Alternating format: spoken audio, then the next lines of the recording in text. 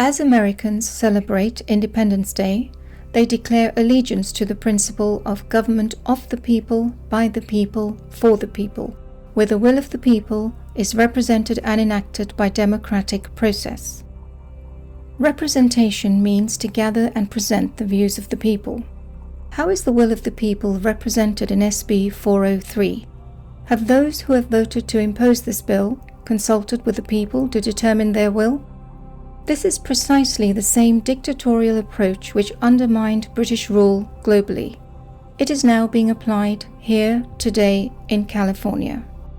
In India, as in all colonies, the British slavers created the caste system, with themselves always at the top, controlling the local peasantry with laws and demands, preaching rights whilst practicing domination. For hundreds of years they colonized Hindu lands, bodies, hearts and minds. Caste was their tool to divide and rule. It is still embedded in India's colonized collective mind. It was the hate-inspiring cuckoo planted in the hearts of the indigenous Hindu, a parasitic thought which in post-independence India is being dissolved and losing power daily.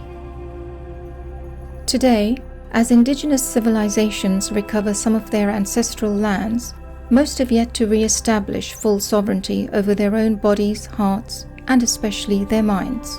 All of this makes SB 403 even more strange and alien to the United States.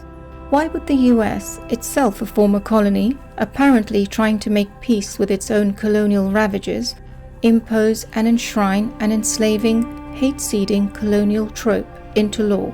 Isn't it strange that the Californian state is on the verge of enacting another criminal by birth bill, no different to the British Criminal Tribes Act of 1871?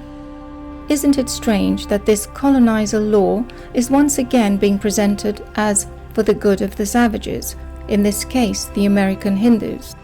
When the slaves continue to whip themselves long after the master has fled the scene, the master's work is done.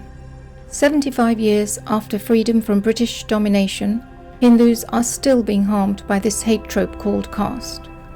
As you celebrate Independence Day, recognize that the colonizer mind is still busy colonizing, that caste is a colonial device. Resolve to say no to SB 403 tomorrow and on every day thereafter. Happy 4th of July. California's grassroots American Hindus want to be heard. We will be coming together in Fremont on the 16th of July 2023. Join us. Say no to hate and division. Dissolve caste consciousness.